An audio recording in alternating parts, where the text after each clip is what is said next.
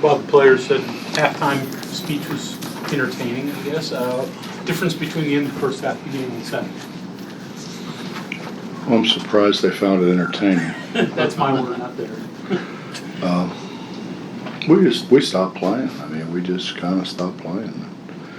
They started making some shots. They struggled to make shots early, and then we just kind of stopped playing and gave them too many opportunities. We didn't rebound the ball. We were just kind of standing around staring for a while, and kind of woke up at halftime. Do you think that's because they got a pretty good lead? They kind of fell asleep. You know, Missouri doesn't have a great record. Were they not taking it seriously, or?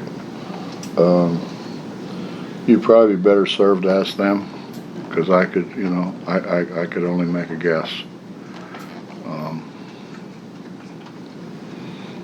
I've kind of talked all week to them about, I go in the theater room and they've got on the blackboard, to win the conference, win the national championship, and I'm like, you guys got to string it together. You got to string wins together. You can't have a big win and then come back and not play the next game, which we did. We didn't play the Kansas State game. We didn't play the St. John's game. So you're not gonna achieve those goals that you set. I didn't set those. You guys did. You're not going to achieve those if you continue to let down and not play as hard as you can play. I mean, I think we haven't shot the ball very well at all for what I thought we would be capable of. And when you don't do that, I was sitting on a bench. I told Josh Eilert, I said, the crazy thing about this game is the ball always finds the bad player. Always finds a bad player. Always finds a bad defender. And we're sitting there watching, and by God, it does. It finds the bad guy. It's a pretty simple formula. If you want to play more, play better. That's it on your balance and your expectations for shooting. Did you think this team had the ability to be this good in the half-court defense at this point in the year? Yeah, I did. I mean, when you've got guys like Oscar and Derek's got such great feet for a 6'10" guy, and I knew what Deuce could do. Jermaine gives us a lot of length at a guard position. I thought we could be pretty good. Well, Coach Martin had pretty high praise for Oscar and Derek. What do you think of their performance this evening? Are we adding free throw shooting in it? He didn't get into that, but go right ahead. Okay, because I was going to say they were. No, I can't say it. I thought they were average. I mean, I didn't think they were.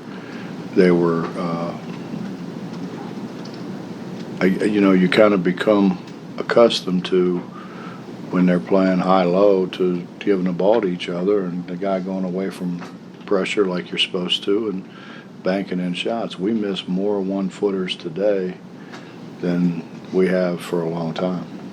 They were one-footers now.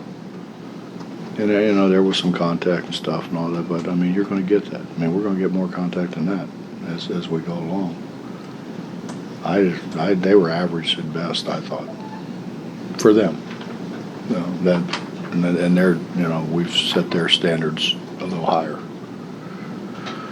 Coach, not necessarily just talking about points here, but are you getting things out of Jermaine now that maybe a couple weeks ago, a few games ago, weren't there?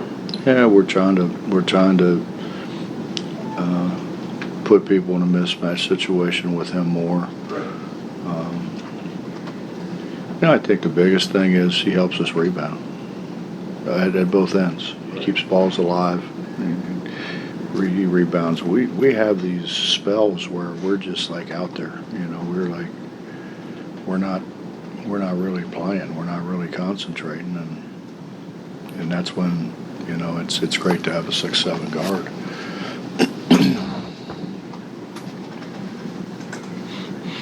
Bob Mess probably told you where this win stands on the all-time career list. Your thoughts? But they announced it out there about 10 times. It was hard not to. So you didn't even Mess? Yeah, it was not. It's hard not to hear. I don't know. You know, I used to sit there and listen to my dad. You know, my dad's one of the winningest coaches in the history of Ohio high school, and they used to say to him, yeah, you know, that was win number whatever, and you know, you just tied so and so or whatever. And his response always was, he said, man, that just means I'm old. And you look at every one of those guys on there, they're old, you know. So I don't know. I mean, I have never been caught up in that. I'm more caught up in we're 16-3, you know, and we need to be about whatever 29-3 or more than that, I guess, if we're going to win the conference tournament. Did you ever meet Adolph Rupp? No, well, kind of, sort of in the hallway one time. We were playing UKIT, and he was in a wheelchair in the hallway. That was my only encounter with him. They didn't recruit me. Bob, do you ever have a walk-on as popular as Spencer Mackey is right now? All walk-ons are popular. Sure. That's all those students out there sitting in it. That's their dream.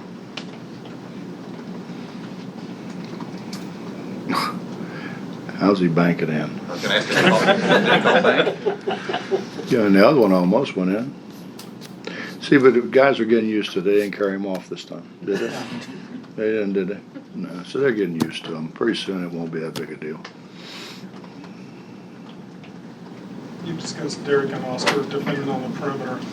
Gabe and Jermaine talked about it a little bit. Even when they don't get steals, they changing available passing angles, making the ball go different places. What's their impact been? They are when they're active. We've had a lot of instances where they weren't very active. When they're active, they do. They're long. Both of those guys are long.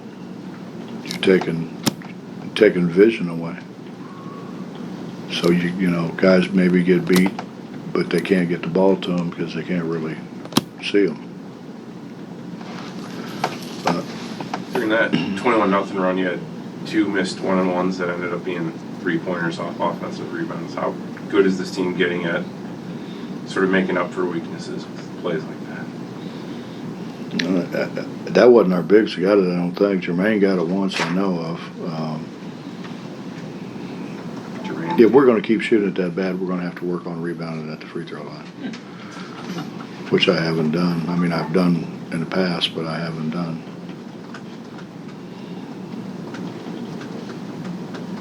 Anything else? Does it say anything, I mean, about 17 minutes left in the game, they got their 8th basket, and they were by 8 different guys. I don't ever remember seeing that. What does that say to you? Well, ironically, I said to him at halftime, you know, we recruited some guys that are supposed to make shots, and they're not making shots. And so if you don't make shots and you're our worst defender, you're probably not going to play very much. And that's on you. That's not anybody else. That's on you. But we play a lot of guys. I mean, if we had played. I'm talking about them. I know, but them. Yeah, they had 8 baskets by 8 different players. Well, we were flying around pretty good in the second half. We were flying around, and they passed it enough and had enough patience to get somebody wide open. But we were flying around. I thought we were making pretty good rotations. Along those lines, they shot 28% from the field. Is that more bad offense or good defense? They did. I don't know. I mean, depends on how you want to look at it. If we shot 28%, I'd say we sucked on offense. But I mean, it depends on how you look at it. Look at the Oscars play that you made the other night. That's late in the game with a big lead. Deuce kind of had a similar play tonight where he's diving on the floor and you guys are up 25 at the time late in the game. Guys talking about team beginning to get more of a killer instinct to put the boot on the throat kind of thing, so they weren't very good at the beginning of the year, getting better at it now? Would you agree? And plays like that make a difference? Or? They're conditioned to do that. You know, they're not. If you look at the guys who get hurt, generally they're the last guy to the floor. They're the guys who get somebody, you know, whacks their knee and tears a meniscus or something because they're standing there watching. You don't get hurt diving on the floor. Maybe sometimes some guy dives on your head, but they've legislated a lot of that out so that doesn't happen very, very often, maybe once in a great, great while. Bob Taz saw a couple go through tonight. You get the sense that confidence is starting to come for him. That what now? Confidence starting to come for Taz after seeing two shots go in. Yeah, I think so. I tell you what, he's worked his butt off. I mean, he's like Larry said to me, the first perimeter guy who you want. I said Taz. I mean, he's earned it. He's worked like crazy. He hadn't pouted. He hadn't, you know, he's in there. He wasn't a very good defender, as he shouldn't have been, because he was getting 30 a game for it, you know. You don't want your guy getting 30 a game to get in foul trouble. So, but he's worked at it. He's gotten better and better, and the ball's starting to go in for him. See the ball go in makes a world of difference.